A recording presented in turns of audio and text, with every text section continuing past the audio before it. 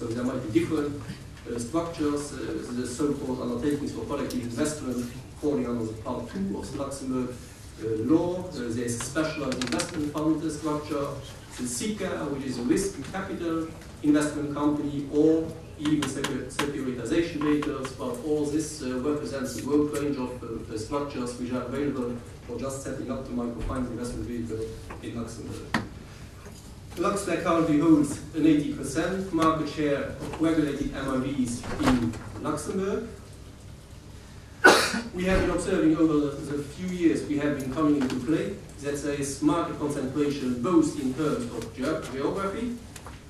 We see that a lot of investments are going into Eastern Europe and Central Asia, followed by Latin America, but we have been seeing early trends just showing some more diversification in this area. Also concentration at the level of MFIs, as we have been seeing that microfinance investment vehicles principally invest in Tier 1 MFIs, which represent about 43% of MIV's investments. Well, LuxFlag labeled MIVs to just take the broader Luxembourg picture. There are for the time being more than 35 Luxembourg registered microfinance investment vehicles, out of worldwide about 110. These MIVs hold esteemed 2.3 billion euro of total assets under management, representing 47% of worldwide assets under management in microfinance. As of December last year, LuxFlag has 14 labeled MIVs, accounting for more than 83% of the total assets of MIVs which are structured in Luxembourg.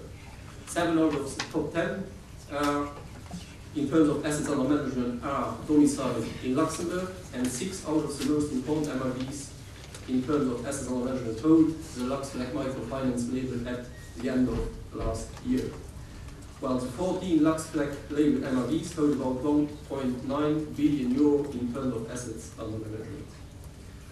Well, this just gives the list of MIVs which are currently holding the label. Those which are indicated in italic characters show those which have been joining in 2010, where we have been increasing the figure from 8 MIVs holding the label up to 14.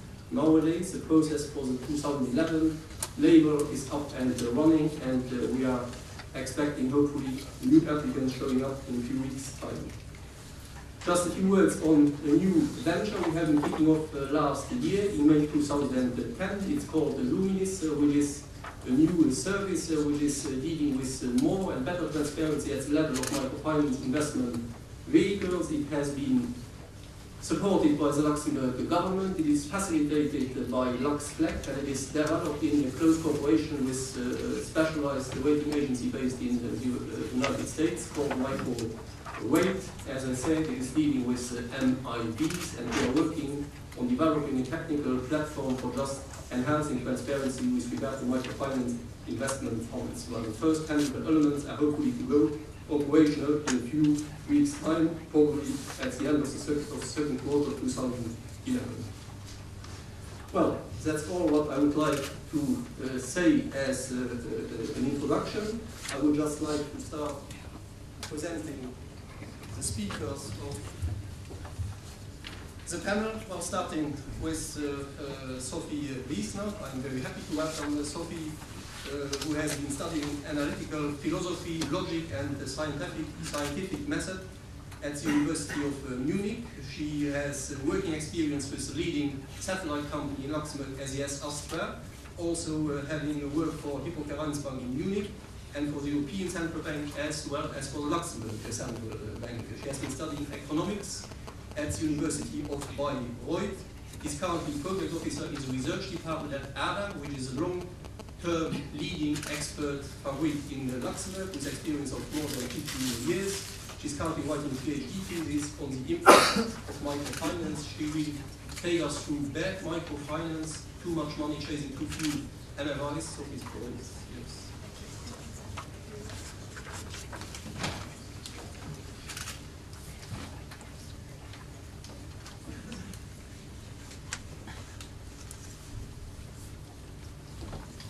Okay, hello everybody. What I would like to present to you and hopefully also discuss with you today are some findings of the second ADA discussion paper, which is entitled "Can Bad Microfinance Practices Be the Consequence of Too Much Funding Chasing Too Few Microfinance Institutions?" It looks like that. And there's also a first ADA discussion paper, which is about foreign ownership of microfinance, and you should have either the one or the other in your lovely LSE bag. But so far for the commercial part of it. So the second ADA discussion paper looks at 7 top MIVs, microfinance investment vehicles, and on their outstanding amounts to microfinance institutions in the years 2007, 2008, and 2009. It finds a high concentration of their funds in the very large, old and mature microfinance institutions. The point was already mentioned in the panel before.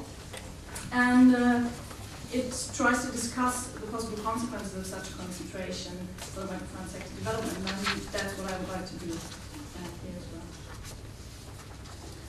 So let's first have a look at the data analysis and ask the question whether indeed too much funding is chasing too few MFIs. And so that's what we found when doing the analysis for the paper, is that the average outstanding amount of the 7 top MIVs that we analyzed lay at $2.63 million in 2007, at $3.1 million in 2008, and $2.78 million in 2009. So that's quite high average outstanding amounts, which is already sort of an indicator that they are really investing in larger MFIs. But what's more, when we look in some more detail at the types of MFIs in which these funds invest, we see that in each of these years, so 2007, 8, and 9, about 86% of the total outstanding amounts go to the first 250 MFIs. That's those with total assets of over $30 million. 10% to the next 150 MFIs, so that's those with total assets between $30 million and $10 million, and only 4%, as we found in the paper, to the remaining MFIs, so those with total assets below $10 million. So there really seems to be a very high concentration in these large MFIs, in these Group 1, if you want to call them Tier 1 MFIs. Another finding of the second ADA discussion paper is that in each of these years, also the MIVs funded MFIs to 45 to 50% in Eastern Europe and Central Asia, followed then by MFIs in Latin America and East Asia and Pacific, but with some distance. So MIV funding in these years were not only focused on particular MFI groups, but also on particular microfinance regions of the world. Now, let's consider some arguments, or let's consider what that might mean for the development of the microfinance sector. And let me first say that, of course, it's understandable, somewhat understandable, that investors focus on these large and mature and old MFIs, because of course their cost performance as well as their future potential is much easier and much cheaper also to analyze and to evaluate. They have already undergone ratings, and they are also able to communicate on their performance much better than the smaller ones. And so the funding of smaller MFIs and less mature MFIs seems or often is, sometimes is, more risky for them. But this concentration might, as we think, also have some important consequences. And what I think is that one of these consequences could be that the larger, more mature MFIs, they might grow even faster, which is also a good thing, but they might also become less strict maybe in their analysis of projects and in their follow-up of clients, offering maybe riskier loans, consumer loans, loans for other non-productive purposes, and thereby maybe contributing to over-indebtedness. And on the other hand, another consequence might be that for the smaller ones, the less mature MFIs, there might remain less opportunities, even though there are some really high potential newcomers, as we could call them, who offer very innovative products and also serve kind of different segments of the market, go rural and things like that. So it's not everything is to the best. And so we should ask ourselves what could be possible solutions to this, if we want to call it a problem, to this problem, or what are perspectives for the future. And some points that I would be happy to discuss with you is maybe an approach of the MFIs with different criteria, so not to apply the criteria that are normally applied to the very large MFIs, also to the smaller ones. Another point might be the establishment of more MIVs with a certain structure that allows for better risk management. So, for example, making one class of shares guaranteeing for another class of shares, which then allows for the taking of more risks in the first place, and also then maybe for an approach of smaller MFIs. Another point might be, or an important point is, the facilitation of the access to ratings for high potential newcomers, also through fostering co-funding initiatives, making investors pay for the information contained in the ratings, and of course also the complementation of financial support, especially for these smaller MFIs, by technical support, capacity building measures. And there, of course, the question is whether the technical support, capacity building should be done in combination with the funding, so should the investors do it, or should that be kept separated? And all these are very interesting issues, and I hope to discuss them with you. Thank you.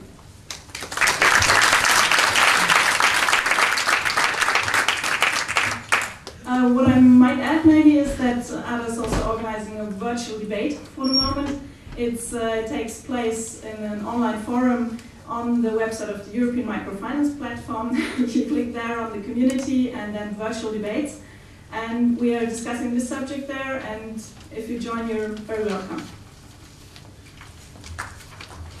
Well, thank you very much, Sophie. I would like to introduce our next speaker. It's Matthias Schmid. He's coming from Luxembourg. He's with PricewaterhouseCoopers in Luxembourg. He's a qualified economist and qualified lawyer. He's managing a consulting group with a focus on regulatory structuring of investment management and banking operations, in particular in the area of development finance. He has managed the structuring of and implementation of operational relationships between investment funds, banks, or microfinance institutions and their clients, with a focus on agriculture on the African continent. His expertise includes risk sharing and incentive mechanisms for banks to enter into microfinance, due diligence screenings from banks and microfinance institutions, models of operationally efficient loan distribution in remote areas, and processes for data collection, analysis, and distribution of social impact rating. Well, Matthias, you try to just tell us MIVs, what lie ahead, please. Okay, thanks. So first of all, I think you heard that it's a consultancy type of introduction. As we had the discussion point first, whether I see a lot of students in the room, whether you'd rather be joining a Citibank or an MFI, I mean, I can say that throughout the first years of my career, I was rather working for the banking and classical fund management industry. I was motivated, it was exciting work, I would say, but since a couple of years I'm working development finance and also in the microfinance area, and that has really changed the way of working, and I feel like much more touched with my heart and much more concerned by that kind of work, so I can really encourage everybody who's interested to join that area and put effort and strength in that area of work. So let's get to the point. I have a little focus in terms of my past experience on Africa and on risk-sharing schemes.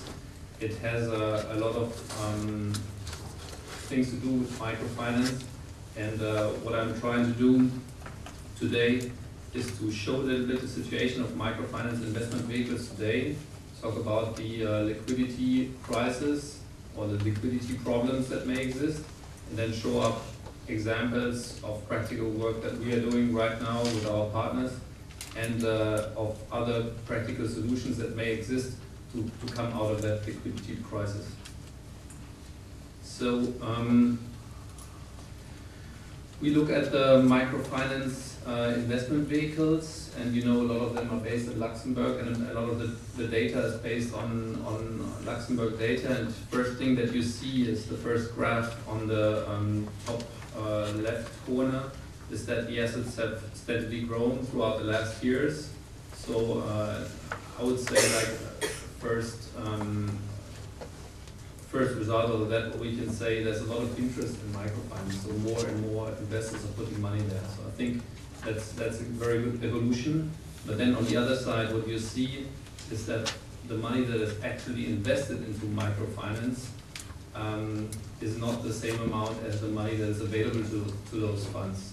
So for the new funds that have been invested into microfinance vehicles in 2009, which were 1 billion euros, only half of it actually went to microfinance investments, and the rest is lying in liquid assets.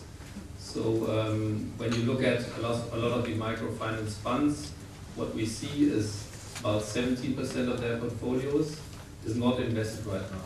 It's invested into liquid assets only.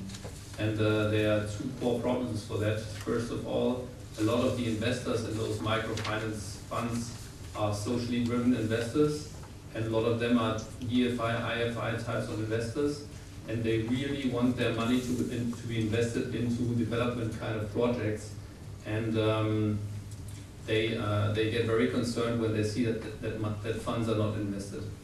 Second thing is, microfinance managers' core capacity is managing finance assets and not liquid assets.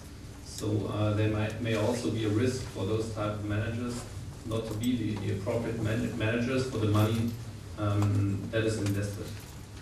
Now, a question that we should ask ourselves, why is that the case? Is it because there's no demand for money, or are there other reasons for that? And I think we heard today already by the past speakers that actually there's a lot of demand on the market. And so why do those microfinance funds not invest their monies? And what we hear when we speak to the managers is that there are not enough capable microfinance institutions on the market that comply with the due diligence requirements that are put up by microfinance managers. And one comment first, obviously it's very important that such due diligence requirements exist, because through these requirements it is made sure that there are no huge credit losses on the portfolios. But on the other hand, I mean, there's a strong disalignment between demand for money and provision of funds to the sector. When you look at the geographical distribution, I think we've seen a similar slide before that's showing the geographical distribution of microfinance investment vehicles in Luxembourg today. You see a strong focus on Eastern Europe, see a strong focus Central Asia, Central and South America today. You see that there's not much money at all invested into Africa, while Africa obviously being one of the most underdeveloped continents. So here you can see the same story, that funds are looking at the low-hanging fruits first. So they're trying to look at the most competent microfinance institutions, not really looking at the markets which are the most underdeveloped. On the other side, in Africa, because that's a little bit the experience that I have, you see the same thing. So when you look at how assets are invested in Africa, you see huge investments, or the bigger investment in South Africa, Kenya, so the more developed markets. And then in the markets which are not developed, there are no investments, more or less. On the other side, in terms of demand, we have had a look at data that is existing for the agricultural market. And we looked at the agricultural market for Africa because it is the biggest market for these African countries. About 70% of the labor force in Africa are engaged in agriculture. And you see a huge disalignment between the contribution of the total GDP of agriculture and the lending that is going to agriculture in each of these markets. So as an average, about 25% of GDP is made up by agriculture, while only 2% of lending goes to that sector. So we can really say there's a huge demand. There's huge demand in Africa, there's a huge demand by agriculture, which is not met today. Now, the reason for that, as I said earlier, is probably the the lack of governance that is existing, or the lack of internal control that is existing within the MFIs locally, that makes them not interesting for microfinance investment vehicles. And just to tell you about one of the projects that we have conducted recently, it's called Africa 17, and it's a project that has been launched by the Ministry of Cooperation in Luxembourg together with the local ministries in some of the West African states. And it's a project to improve the governance of MFIs in Africa, to make them more attractive, to bring them further in their development. And it covered several countries. What has been done, we developed an interview guide and performed 30 interviews per country with MFIs, with local audit firms and local organizations. And we developed out of that a guide for internal controls. That was the first phase of the project. And then in the project rollout phase, that internal control guide was disseminated through trainings by PwC staff to local agents, which then again provided training to the local MFI industry. So the idea was really to put together a best practice guide and then make that available to the whole industry, and thereby make those MFIs, let's say, more interesting, make them step up one step closer to being acceptable to the microfinance investment managers that are managing the big microfinance investment vehicles today. So this is one example. I think there are more projects going on into this direction, which are mainly led by the large development finance institutions.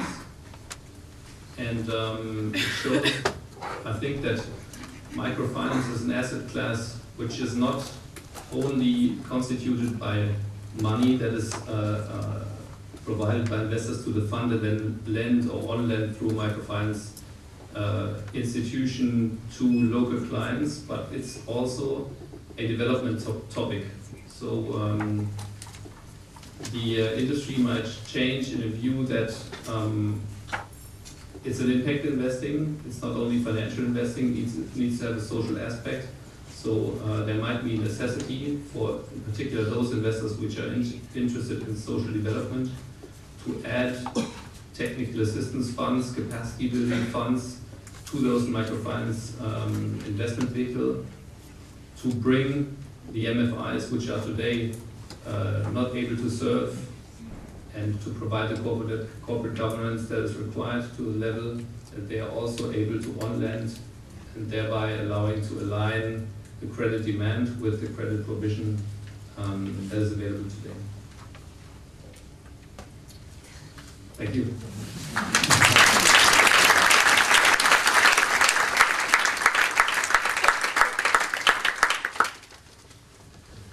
Thank you very much, Matthias.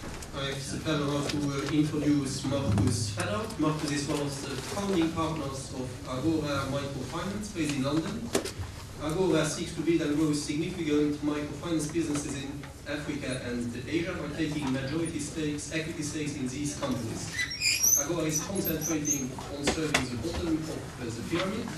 Previously, Marcus has been working for TD Securities, the Romanian bank. He served as fellow of the European Bank for Reconstruction and Development.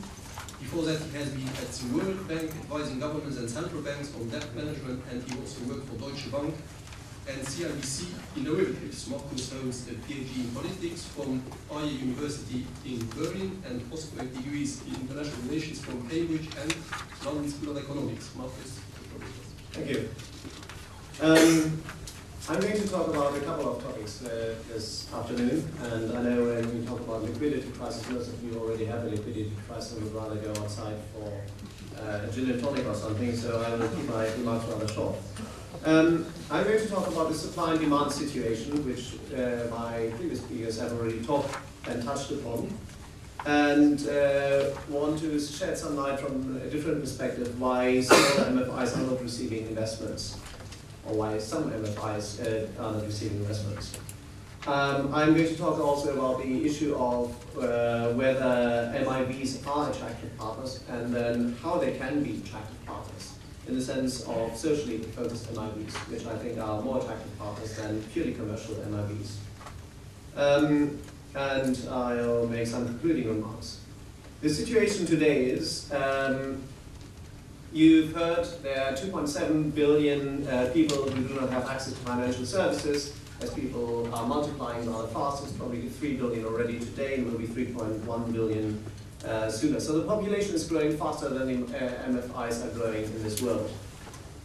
There are about 90 MIVs, microfinance investment vehicles, and they have about $5.5 billion invested in microfinance. Now the picture is a little bit more complex because most of this money is actually debt. It's debt and is not equity. Only about $1.5 billion is, of these MIVs is equity financing, and that is a rather limited amount, I would say. So what I'm saying is that there's enough money in this world already today, and there's also enough demand by having 2.7 billion people without access to finance, but there's something missing in the middle. So you will ask, aren't there 100,000 microfinance institutions in this world? What is happening? There probably are 100,000 microfinance institutions in this world. I think the official number is somewhere around 10,000 or 20,000, but when you start doing work in individual countries, you find that there are thousands of little NGO-type microfinance organizations which have 100 clients, 1,000 clients, etc. So the number of 100,000 is not far off the reality mark. Smaller MFIs are not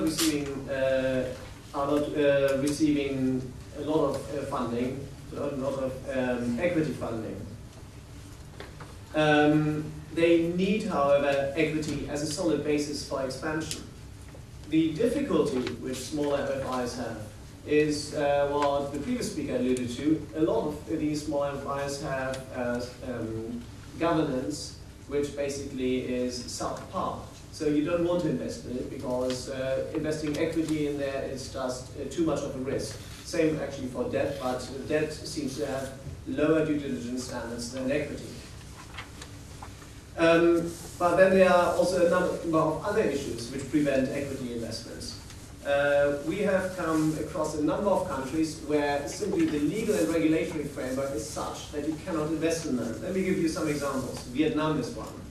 If you look at mixed market, you find that Vietnam has a very low density in terms of microfinance coverage.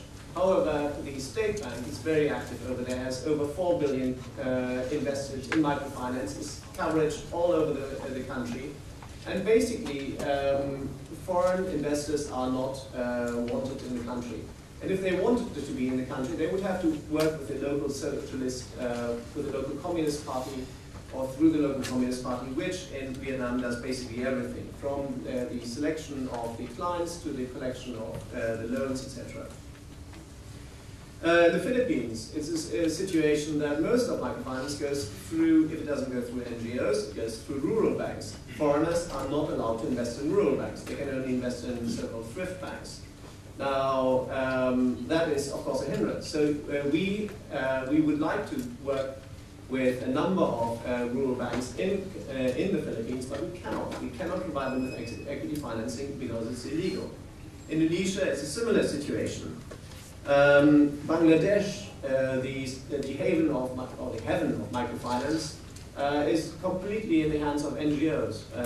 I wonder whether it's going to change now that the Prime Minister has discovered that NGOs aren't the hottest thing, and maybe she wants now the commercial microfinance institutions to come in.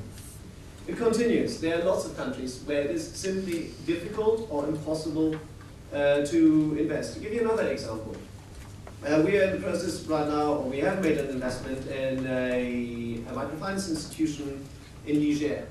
Now, in order to make such an investment, if you become a majority investor, which you very, very soon do if you put in a significant amount of money, you need to be approved by the Ministry of Finance. All that is all very well, but what it means is that there is a microfinance institution which needs equity capital in order to be sustainable, in order to survive.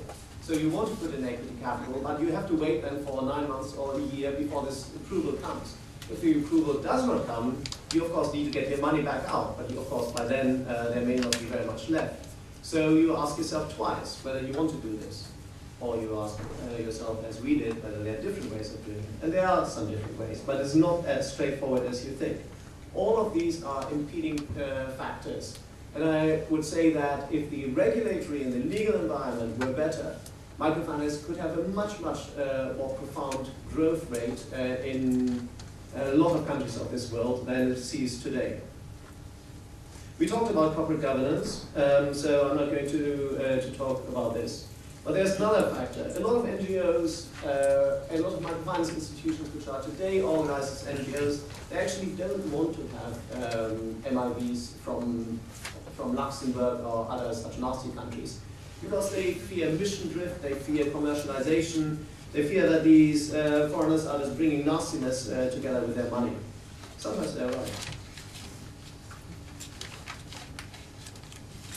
What do MIVs actually bring?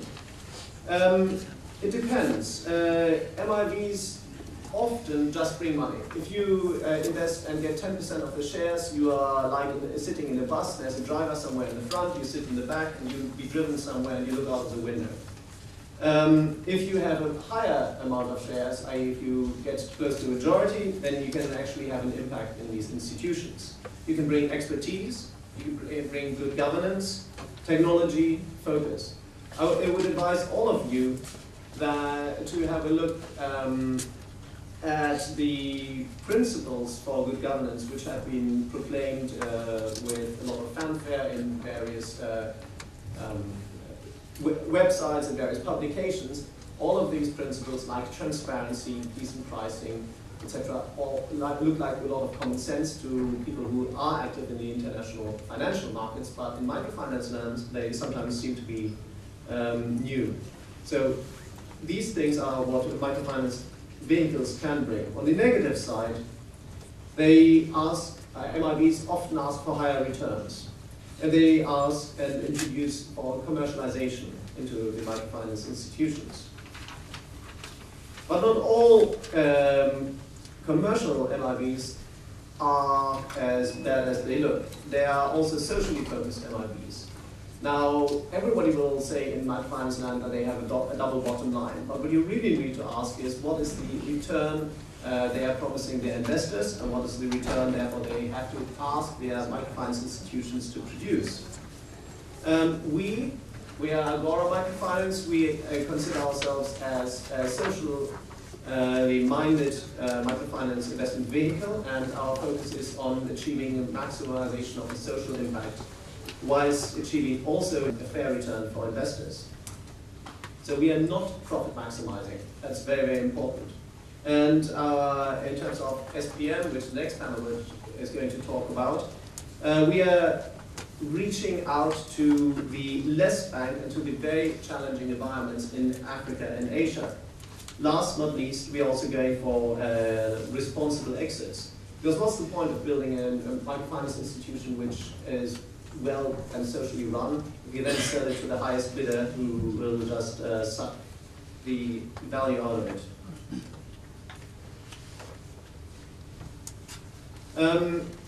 Social investors should also be active investors. And active equity investors does mean for us that we and active investors should help in the creation of value. Bring their experience, rather than just shipping in some of the many consultants of the world, get their hands dirty in the business. Best practice approach should be introduced by social investors, and the experience which one gathers in one institution should be brought along to bring into the next institution. Let me conclude. Contrary to belief, I think there's more supply than actually real demand in terms of money. MFIs which wish to expand need to, in a significant way, need to get commercial money on board, because that's the only real money which is available. And they should set themselves up to have MIVs as their equity investors, because equity is the real base which you need in order to be able to grow. Once you've got the right equity base, you will get the debt as the second stage.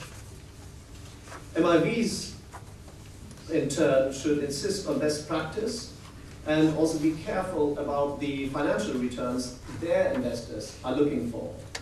So that's also addresses a question which Ines had asked earlier on. And the focus on the social return will then provide the foundation for the creation of sustainable financial returns. We focus first on social returns. That's really important, because we believe that if you get the social returns right, it is the right basis for financial returns, for fair and long-term sustainable financial returns. Investors in MIVs, i.e. be they governmental institutions like in Britain CDC or the IFC or pension funds or family offices or high net worth individuals, they also have a key role, because their demands determine what the MIV actually ultimately can do and should do in their investments in microfinance institutions. So in a way, everybody is responsible for it, from the regulator to the end investor, and everybody has to say in things. Thank you.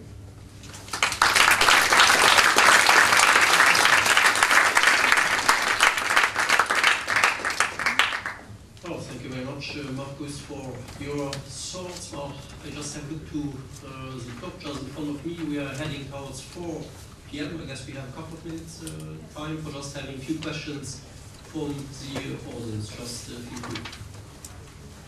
Question to Matthias. In South Africa, it says that most of your funds are invested in South Africa as a third microfinance institution. What's to stop the moral hazard? Because a lot of the time in South Africa, money is not going to the people who really need it, but to indebt people in more further debt, so the middle class.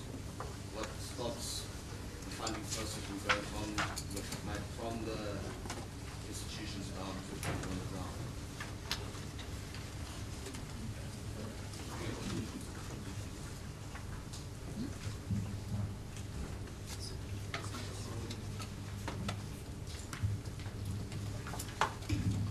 So the question was, can I repeat that? What stops the money from coming to the ground? Yes, in terms of funding the project that reach the people as opposed to just normal consumer credit. Okay. I think that what we hear the statistics were a lot about agriculture. So the main problem with agriculture today is that banks and also microfinance institutions do not have access to the potential clients today, because they do not have the networks, and they do not have, most of them do not have innovative solutions in place to reach out to small-scale farmers in very remote regions. What we are seeing today is that there are currently solutions developed. So first of all, one thing is the grouping of farmers into farmer groups, so to create a mass effect, thereby allowing microfinance institutions or banks to contact rather a group of farmers. And what we see in Kenya, for example, is the coming in of technology, mobile banking, like the M-Pesa system, which again allows to reduce transaction costs for banks. And so there are problems today, but it seems to be that there are also solutions evolving to get the money to really the poorest of the poor.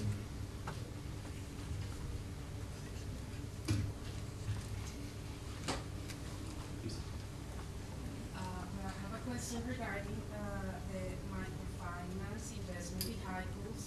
The reason why most of them are located in Luxembourg. The question is why they are located in Luxembourg? Did I get it right? What are the advantages of the application, and which other jurisdictions are interested for those purposes? Well, I was happy to take the lead on this. I think I opened a couple couple of arguments why Luxembourg has been attractive for setting up and structuring microfinance investment vehicles.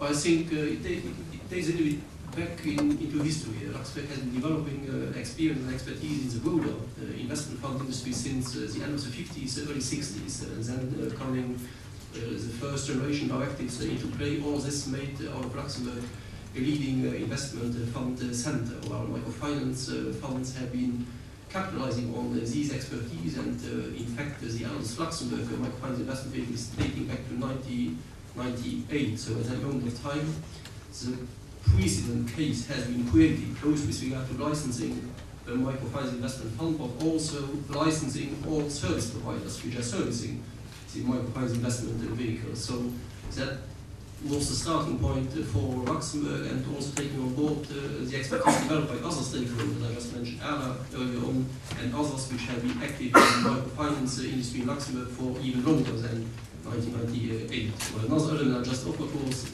I think, the product range available for setting up and structuring microfinance investment vehicles is rather a large one in Luxembourg. So you have different instruments, different vehicles you might choose depending on the type of investors you are dealing with, depending on the jurisdictions where you want to invest in, etc., etc. So the product range is another element which is, of course, attractive for promoters who choose to set up in Luxembourg.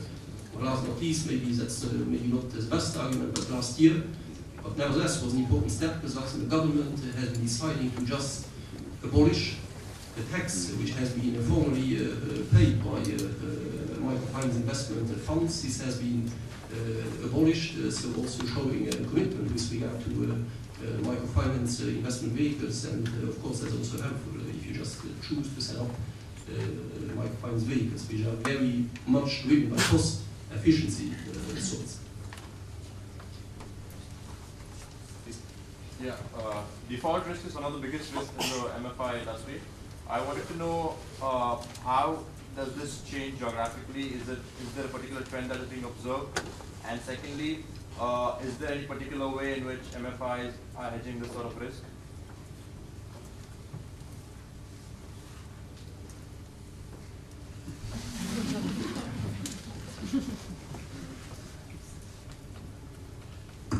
I don't know whether there's any particular trend, but I think you have to look at each institution individually. And what's the second question, whether MFIs are hedging against? Yeah, is there any particular way of hedging the default risk through insurance, through any other instrument? I don't know of any particular way. I used to trade credit default swaps, but in this world. Well, a few more questions? Please. Two very short questions, I think. One is, could you give us some details about the financial returns of this microfinance investment, just in order to know how socially motivated should an investor should be in order to take participation? And the second one is for Peter. You said that Agora is more interested in knowing about the improvement in the well-being of the customers. How do you know about that? How do you know the way in which microfinance institutions are working towards the improvement of the well-being? Because I guess you don't conduct any surveys, or I guess you use the data of the microfinance institutions themselves. Thank you. I don't want to chicken out of the second question, but I think there's a whole panel about social performance coming, so maybe I can refer to that one. Social performance measurement is something which is very important, and we take it very seriously, so we include it in every single MFI we are invested in.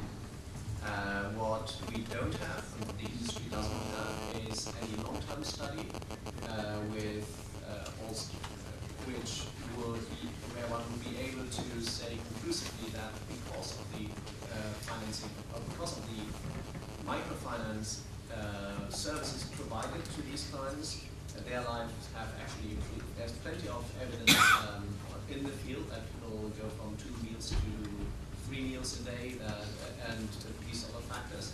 But over a long-term time horizon, particularly with a sample group which does not receive microfinance, so that you have statistical, really relevant groups, these studies don't exist. You could probably say that we can take one country which receives microfinance and compare it with North Korea, which doesn't. I don't think that's something that's easy.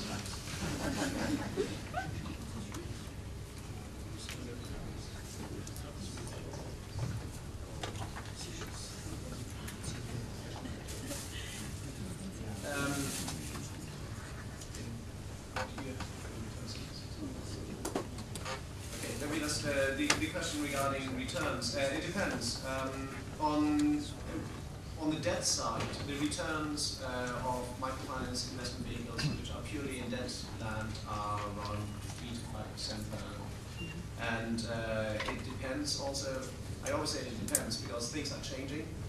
These funds used to lend only in convertible currencies, so if they were a euro fund, they would lend in euro, or if they're a dollar fund, in dollars. But now they are lending more and more in local currency because that's also a positive advantage of so much funding available because you need to compete. And microfinance institutions need local currency funding, and so many funds are now switching over to provide local currency funding. That will provide higher risks. So over the long term, although the local currency returns are slightly higher, the devaluation risks may actually eat into these returns. So how this is going to change the returns, I don't know. But debt is about 3 to 5%. On the equity side, there are funds which, the general funds which promise returns around 25% per annum. We are much below that. We are in the range of about 12% per annum. Well, we still have 3 minutes before closing this panel, so maybe 1 or 2 final questions? Or maybe Hi. Are there any thought or actions for creating a legal and institutional framework for microfinance, perhaps within international and powerful and sort of credible international institutions? And do you think that would permit microfinance institutions to get more funds? Small microfinance institutions to get more funds and avoid heavy commercialization or the bad side of commercialization.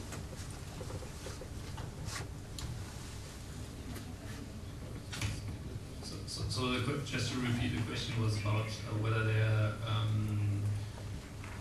are regulatory frameworks being created in those countries that would create market standards locally, which would enhance the situation for MFIs, if I understood that correctly. Whether there are whether there are actions or steps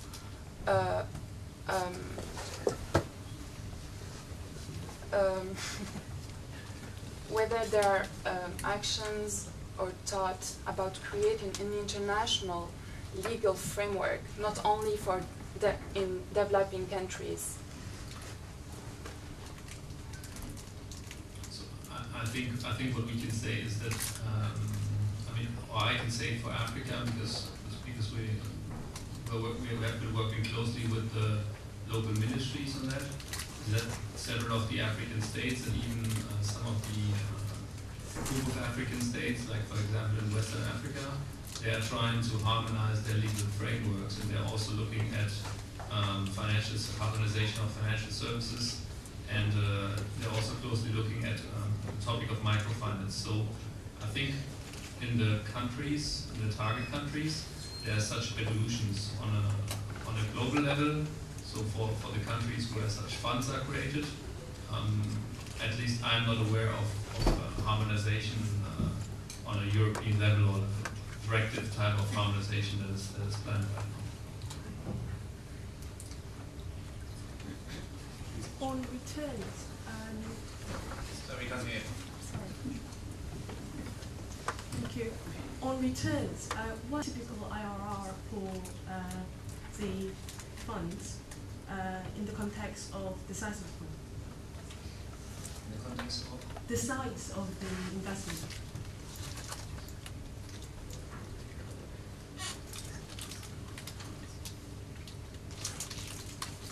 I don't think that there is necessarily a direct correlation that a higher size brings a higher return or a lower return. It normally is that it depends on the stage of the investment. Greenfields early stage produce much lower returns because they are very capital intensive. And once they've gone past a certain stage, and of course also past a certain size, then the high fixed costs like systems costs, etc., are spread over much broader base. So, but whether a 50,000 client MFI should be more or less profitable than a 200,000 client MFI, I don't think that really matters. Well, we are passing 4 p.m. I just have to, I think we have to close the panel. But thank you very much for your interest. Sorry for not taking all questions on board. I think there's a wave of 15 minutes. Thank you once again, and please give more applause to our speakers.